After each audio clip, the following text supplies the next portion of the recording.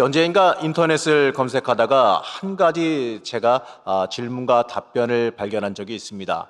그 인터넷에서 나온 질문은 바로 이거였는데요.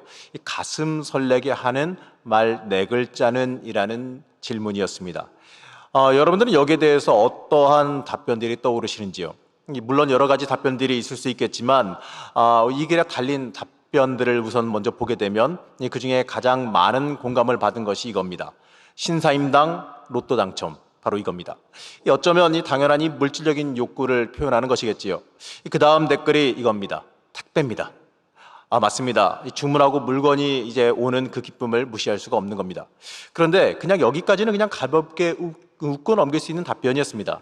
그런데 이제 그 뒷순위로 달리는 댓글들은요, 좀 안타깝기도 하고 지금 우리의 현실을 잘 보여주는 댓글이었습니다. 그 내용은 이겁니다. 사랑해요. 보고 싶다. 취업했다. 합격이다. 자, 여러분 어떻습니까? 코로나로 인해서 이 답답하게 살아가는 우리의 일상을 어찌 보게 되면 반영하는 것 같기도 하고, 요즘 모든 것이 힘들고 어려운 삶을 살아가고 있는 이 젊은이들의 답답한 마음을 보여주는 것 같습니다. 자, 이런 댓글들을 보면서 우리가 살아가는 삶이 힘들다 보니 이 미래에 대한 비전을 품을 여력이 없다는 것 같은 이 안타까운 마음이 들었습니다. 사람이 미래를 꿈꾸며 살아가다 보면 가슴 뛰고 설레는 일이 생긴다고 하는데, 자, 여러분들 어떠십니까?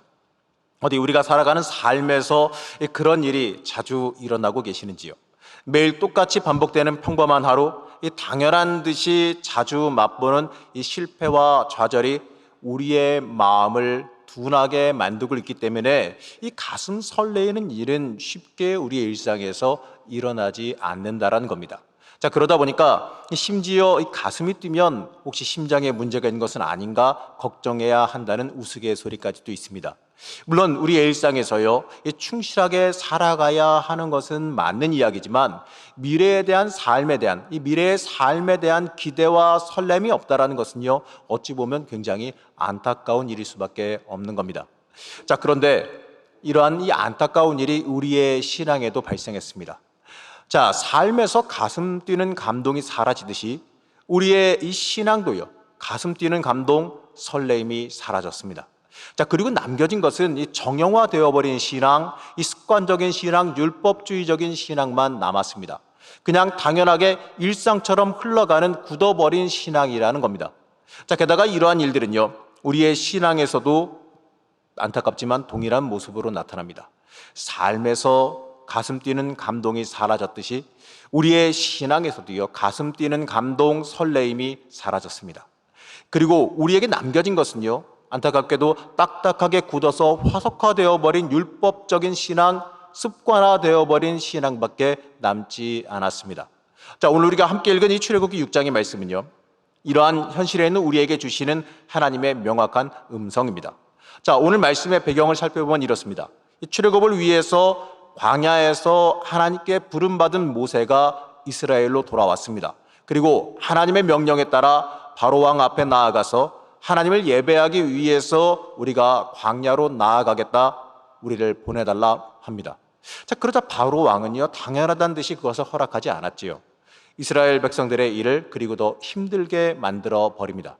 그러자 모세는 낙심하여서 하나님 앞에 돌아와서 기도합니다. 그게 출애굽기 5장 22절의 말씀입니다.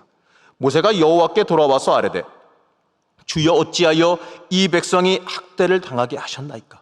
어찌하여 나를 보내셨나이까? 이렇게 하나님 앞에 기도합니다. 한마디로 말하면 이겁니다. 하나님, 상황이 더 나빠졌습니다. 하나님, 우리를 구원하지 않으시렵니까? 바로 이러한 원망을 한 겁니다.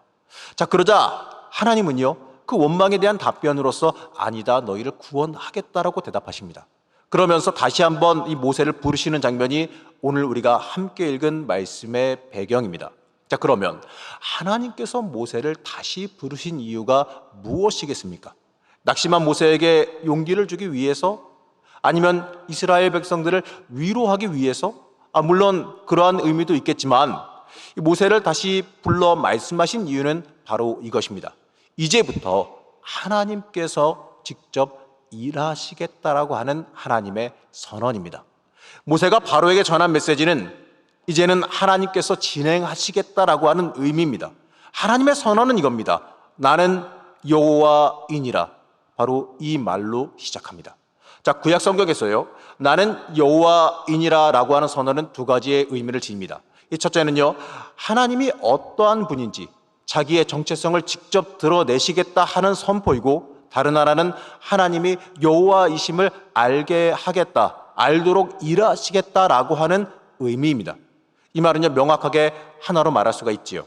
나는 여호와이니라는 선포는요, 하나님께서 이제 당신의 이름에 어울리게 움직이시겠다, 행동하시겠다라고 하는 선언입니다. 그런데 묘한 것은 이 부분이에요. 출애굽기 6장 3절에 말씀해 보면 이렇습니다.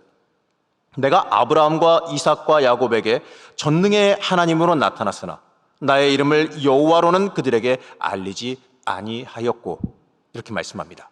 자, 하나님은요, 이스라엘의 조상인 아브라함과 이삭과 야곱에게 전능의 하나님으로 나타나셨지만 여호와라는 이름으로 알리지 않으셨다라고 말합니다. 자, 하나님은요, 이스라엘 족장들에게 전능의 하나님으로 나타나셨다라고 말씀합니다. 이 전능의 하나님이라는 말은요, 엘샤다이라는 말입니다.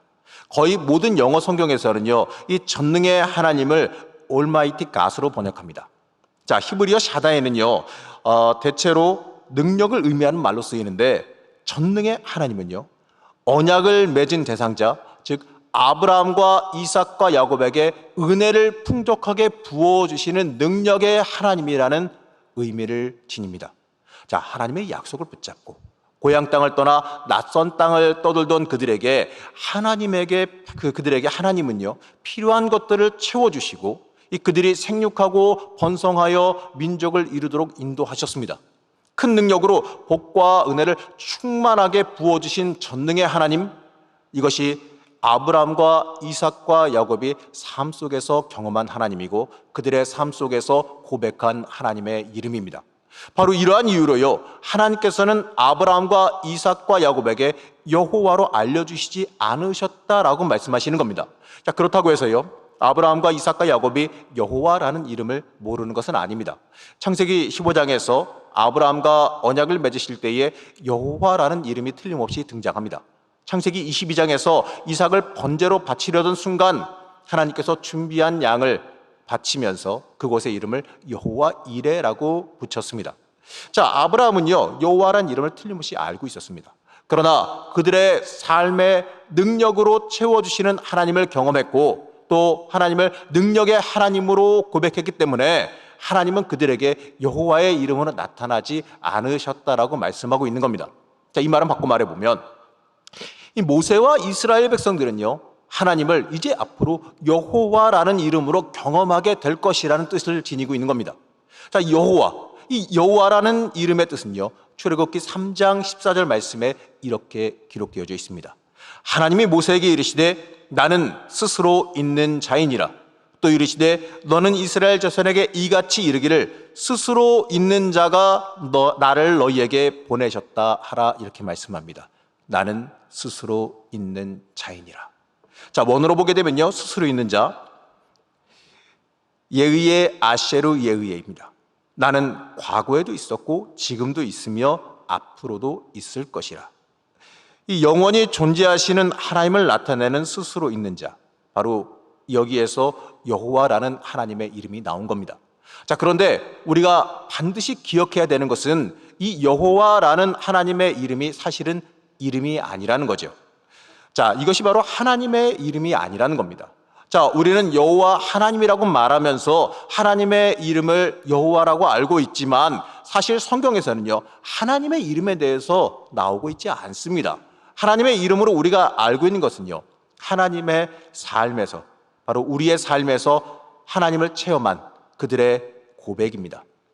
하나님을 삶에서 체험한 사람들의 고백이 바로 그것이라는 겁니다. 하나님께서 앞으로 모세와 이스라엘 사람들에게 고백하게 하실 하나님의 이름이 여호와라는 겁니다.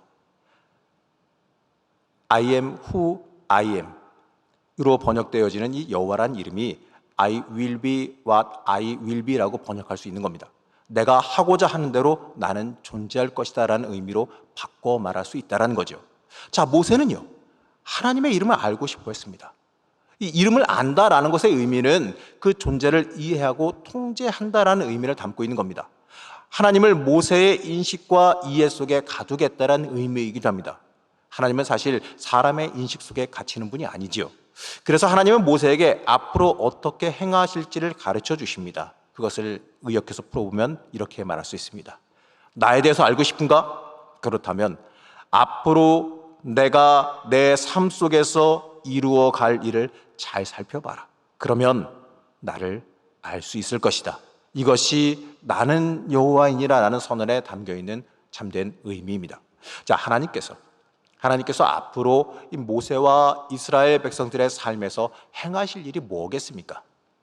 애굽 사람들의 종으로 살아가는 이 그들의 신음소리를 들으셨고 애굽에서 편팔로 그들을 구원해 주실 것이며 속량하여 하나님의 백성으로 삼고 맹세한 땅으로 인도하여 그들에게 기업을 줄 것이다. 바로 이것이 앞으로 하나님께서 이스라엘 백성들에게 행할 일입니다. 그리고 모세와 이스라엘 백성은 이러한 일이 성취되어지는 것을 보면서 하나님이 어떤 분이신지를 알게 됩니다. 자, 하나님이 우리와 함께 계셨고 또 약속하시고 그 약속을 조금도 어김없이 이루어 가시는 분이라는 것을 삶으로 체험해서 알고 있으며 우리는 그 하나님을 믿는다라고 하는 고백, 바로 이것이 하나님은 여호와이시다라는 고백의 참된 의미입니다. 자, 하나님께서는요, 나는 여호와이니라, 이 말을 통해서 이제부터 일하실 것이다 라고 선언하시는 겁니다. 하나님은 나는 여호와이니라 라는 선언을 통해 이 출애굽이 본격적으로 시작되었다고 한 선언, 새로운 시대의 선언을 하고 계시는 겁니다. 저는 오늘 말씀을 준비하면서 나는 여호와이니라, 아니 예후와, 이러한 선언을 묵상하다 보니 저도 모르게 마음에 기대가 하나 생겼습니다. 하나님께서 이제 무슨 일을 하실까? 하나님께서 어떻게 이루어 가실까? 내 인생을 하나님께서 어떻게 바꿔 가시며 어떻게 인도하시며 이루어 가실까? 이러한 기대하는 마음, 설레이는 마음이 생겼습니다. 물론 어떤 일이 발생할지 아무런 신호도 안 주셨으니 저는 알 수는 없습니다만, 어떠한 일이 발생할지는 모르지만 하나님께서 앞으로 일어날 하나님의 일하심을 기대하는 마음이 생겼습니다. 사랑하는 성도 여러분, 여러분의 인생에 나는 여호와이니라, 나는 여호와이니라, 여러분의 인생에 대해서 나는 여호와이니라 라고 말씀하시는 하나님의 음성을 한번 묵상해 보시기 바랍니다. 한번 생각해 보시기 바랍니다. 여러분을 향해서 나는 여호와이니라, 앞으로 너의 인생을 이루며 이끌어갈 여호와이니라, 이렇게 말씀하시는 하나님의 음성을 한번 생각해 보시기 바랍니다. 어려운 현실 가운데 있는 우리의 마음에 하나님을 향한 기대와 소망이 싹트시기를 소망합니다. 그런데 문제는요, 이 9절에서 12절 말씀을 보게 되면 모세와 이스라엘 백성들은 설레임과 기대와는 전혀 다른 모습을 보여줍니다. 좀 더 그 의미를 쉽게 보기 위해서 공동 번역 성경으로 한번 준비해 봤습니다. 제가 읽어보겠습니다. 모세가 이스라엘 백성에게 그대로 전하였으나 무서운 고역에 시달려 지칠 대로 지친 그들은 모세의 말을 들으려고도 하지 않았다. 야훼께서 모세에게 이르셨다. 너는 에집트 왕 파라오에게 가서 이스라엘 백성을 이 나라에서 내보내라고 요구하여라. 그러자 모세가 야훼께 아뢰었다. 보십시오, 이스라엘 백성들조차 제 말을 들어주지 않았는데 말주변도 없는 제 말을 파라오가 어찌 들어주겠습니까? 자, 모세가 이스라엘 백성에게 여호와 하나님에 대해서 전했습니다. 그러나 이 현실적인 어려움에 지쳐있던 이스라엘 백성들은요, 그 말을 듣지 않습니다. 모세도 다시 하나님께 아뢰며 원망합니다. 자신이 말주변이 없어 이스라엘 사람들도 안 듣는데 이 바로가 어찌 내 말을 듣겠습니까? 라는 말입니다. 자, 여기에는요, 하나님께서 이제 어떻게 일하실까? 하나님께서 부르시고 시키셨으니 어떻게 하나님께서 역사하시고 일하실까 하는 그 기대와 설렘이 어떻습니까? 느껴지십니까? 저는 그 설렘이 느껴지지 않습니다. 대신 피곤함과 절망, 이 패배의식이 자리하고 있는 것을 봅니다. 이스라엘 사람들의 삶에 이 패배의식과 반복되는 삶의 피곤함이 가득합니다. 다시 말하면 이스라엘 백성들의 가슴은 뛰지 않습니다. 하나님께서 일하시고 출애굽시켜 주실 것을, 언약을 지키실 것을 선언하시고 오셨는데 그들의 가슴이 뛰지 않습니다. 그들에게 감동이 없습니다. 심지어 모세마저도요, 그러한 감동이, 가슴의 뜀이 느껴지지 않습니다. 이러한 이스라엘과 이 모세의 모습을 보면서요, 저는 저의 모습과 우리의 모습도 함께 바라보게 됩니다. 이 삶의 괴로움과 어려움으로 인해, 삶의 실패와 좌절로 인해 하나님을 향한 감동이 식어버린 모습입니다. 이 출애굽을 목전에 놓고 있는 이스라엘의 모습은요, 사실 감동적인 신앙 고백이 있어야 되고 가장 감동적으로 하나님을 만나야 하는 시간입니다. 그러나 현실은요, 감동과 가장 거리가 멀어져 있습니다. 우리의 모습은 어떻습니까? 우리도 이들처럼 아무런 감동 없이 우리의 인생을 살아가고 있지는 않습니까? 예배드리면서 매주 우리는 사도신경으로 우리의 신앙을 하나님께 고백합니다. 그리고 주님께서 알려주신 주기도문으로 우리는 기도합니다. 코로나로 인해서 요즘은 어렵다 할지라도요, 맡겨진 직분으로 우리는 최선을 다해서 봉사했습니다. 이 코로나로 인해서 교회에 직접 못 나오는 상황 속에서도요, 이렇게 온라인으로라도 예배에 정성껏 참여하고 기도하고 하나님 앞에 서려고 노력합니다. 그런데요, 문제는 이러한 열심을 지니고 있는데 거기에 감동이 있느냐라는 겁니다. 예배드리며 우리의 가슴이 뛰고 있느냐, 이겁니다. 하나님의 일하심에 대한 기대와 설레임이 있느냐라는 문제입니다. 분명 우리의 신앙의 모습은요, 크게 잘못된 것은 없습니다. 그런데 뭔가 미묘하게 아쉬운 게 있습니다. 신앙의 열심은 충분히 있는데 그것이 습관적으로 흐르고 있다는 겁니다. 그저 당연하게 해오던 일이니 열심히 행하고 있습니다. 우리는 이러한 모습에서 벗어나야 됩니다. 어려운 현실에 눌려있는 것에서 벗어나야 합니다. 습관적인 열심을 넘어서서 우리를 업그레이드 해야 됩니다. 그냥 사는 대로 사는 게 아닙니다. 그냥 하던 대로 의무감으로 하는 것이 아닙니다. 하나님은 이러한 이스라엘과 모세에게 다가오십니다. 하나님은 모세에게 아론을 붙여주시며 그리고 모세와 이스라엘에게 다시 한번 여호와라는 이름으로 나타나셨습니다. 여러분, 우리는 다시 회복해야 됩니다. 하나님의 일하심을 바라보며 다시 가슴이 뛰어야 합니다.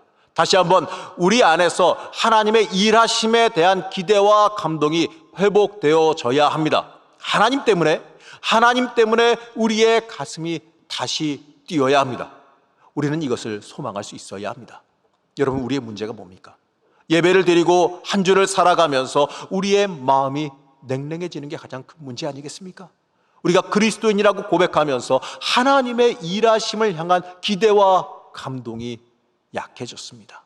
하나님의 말씀이 우리의 삶 속에서 살아 움직이지 않습니다. 말씀이 주관해서 움직이는 그리스도인이 아니다 보니까 어떻습니까? 세상에 감동을 주지 못합니다. 그러니 세상의 교회를 향해 기대감을 품지 않습니다. 기업도 고객에게 감동을 주기 위해서 조금 과장하다 보면 목숨까지 건다라고 말하는데, 이 그리스도인들은요, 세상에 조금의 감동도 주지 못하고 주려고 애쓰지도 않고 있습니다. 그리고 그것을 심지어 안타까워하고 있지도 않습니다. 왜 그러겠습니까? 왜 그러겠습니까?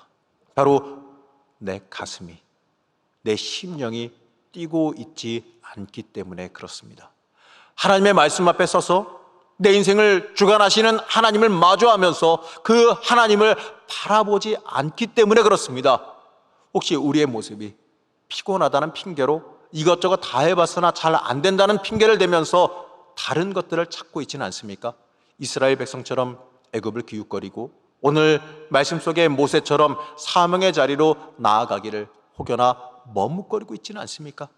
혹여나 말씀 앞에 내 가슴이 뛰게 되면 우리의 믿음의 감동과 설레임을 애써 외면하고 있지는 않으십니까? 이스라엘에게 나타나셨듯이 하나님은 우리에게도 여호와 하나님으로 나타나셨습니다. 나는 여호와다. 내가 하고자 하는 대로 나는 존재할 것이다. 여러분, 하나님께서요, 이제부터 우리의 삶에 개입하시고 행동하십니다. 이제부터 우리의 삶에 놀랍고 기이한 일을 행하시겠다고 직접 움직이시겠다라고 말씀하십니다. 이제 우리를 하나님께서 직접 일하시는 놀라운 세상으로 초대하십니다. 그러니 우리는 우리의 심령의 감동과 설레임을 회복하기를 소망해야 됩니다. 하나님께서 내 삶에 직접적으로 개입하시면 일어날 일에 대해서 꿈을 꿔야 합니다. 내 능력과 내 생각을 초월하시는 그 하나님의 일하심에 대해서 우리는 꿈꿔야 됩니다. 거기에 대한 기대가 충만해야 합니다. 어려운 현실을 바라보는 내 눈이, 내 관점이 변해야 됩니다. 하나님께서 개입하시기 전에는 절망적이고 답이 없어 보일 겁니다. 하지만 어떻습니까? 하나님이 개입하시면 이제는 달라집니다. 내 삶에 하나님은 틀림없이 말씀하십니다. 나는 여호와이니라. 앞서 나는 여호와이니라는 말에 대해 이렇게 해석했습니다. 나에 대해서 알고 싶은가? 그렇다면 앞으로 내가 내 삶 속에서 이루어갈 일을 잘 살펴봐라. 그러면 너는 나를 알 수 있을 것이다. 나는 내 삶을 주관하며 내 인생 속에서 직접 일하고 움직일 것이다. 여러분, 나와 마주하고 계신 하나님을 바라보시기 바랍니다. 현실을 바라보면 괴롭고 힘듭니다.